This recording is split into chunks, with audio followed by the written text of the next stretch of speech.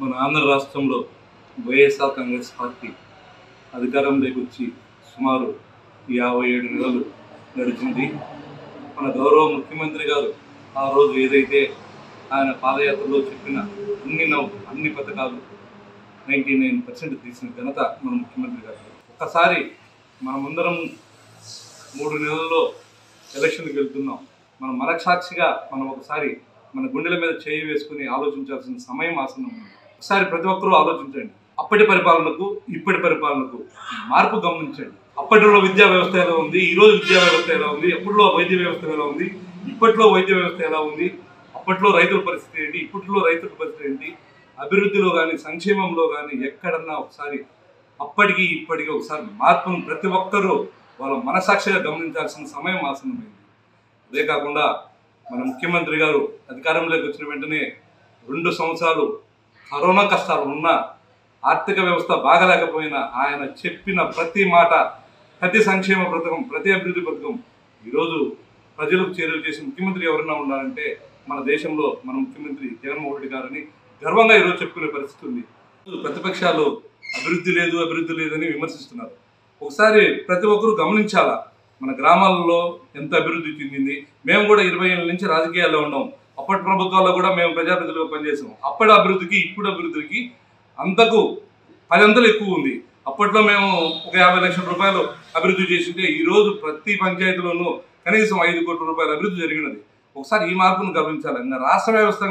రాష్ట్ర పూర్తిగా ఒకసారి ఆలోచిస్తే ఈరోజు 17 మెడికల్ కాలేజీలు తెచ్చిన ఘనత మన ముఖ్యమంత్రి గారిది.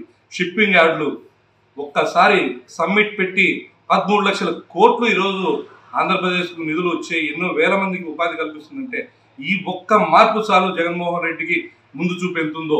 అలాగే ఈరోజు అభివృద్ధి లేదంటారు. ఈరోజు పిల్లలకు పెట్టుబడే విద్యా వ్యవస్థే మనకు ఫ్యూచర్లో మంచి అభివృద్ధి అని ప్రతి ఎకనామిస్ట్ కానీ ప్రతి మేధావి కానీ ఈరోజు ఆలోచిస్తున్నారు. కావున ప్రతి ఒక్కరూ ఇది గమనించాల్సిందిగా రాష్ట్ర ప్రజలను కోరుతుంది. కావున ప్రతి ఒక్కరూ అప్పటికి ఇప్పటికీ మార్పును గమనించి సమయం వచ్చినప్పుడు తప్పకుండా ఆయన తోడుగా ఉంటారని ఆంధ్ర రాష్ట్ర ప్రజలందరికీ పేరు పేరున కృతజ్ఞతలు తెలుపుకుంటూ సెలవు చేశారు.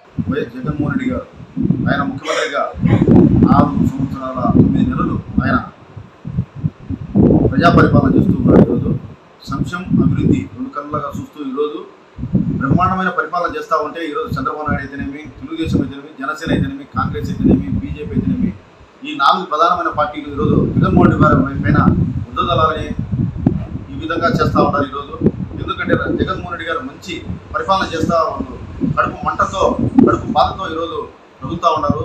జగన్మోహన్ రెడ్డి గారు ఈ విధంగా చేస్తే పేదలు కూడా మంచి పొజిషన్లోకి వచ్చే మనకు పనులు జరగవు, వాళ్ళు పెద్దోళ్ళు అయిపోతారనే ఉద్దేశంతో వీళ్ళు రాష్ట్రంలోని ప్రజలందరినీ కూడా ఇబ్బంది పెట్టాలనే ఉద్దేశంతో వాళ్ళు మాత్రమే సంపాదించుకోవాలనే ఉద్దేశంతో చేస్తున్నారు. కాబట్టి మనం రాబోయే కాలంలో 2024లో మనం మేలో ఎలక్షన్ జరిగే ప్రజలందరూ కూడా కలిసికట్టుగా జగన్మోహన్ రెడ్డి గారి వైపు ఉండి మనం అందరం కూడా గెలిపించుకోవాల్సిన ఆసనం అయింది. కాబట్టి ఎందుకంటే జగన్మోహన్ రెడ్డి గారు ఈరోజు రాష్ట్రంలో బలమైన నాయకుడు కాబట్టి ఈ నలుగురు కట్టకలుచుకొని వస్తూ ఉన్నారు. ఈరోజు ప్రజలందరూ కూడా మనము ప్రజలందరం కలిసి ఆయనకు ఓట్లు వేస్తే ఆయన మళ్ళీ ముఖ్యమంత్రి అవుతాడు.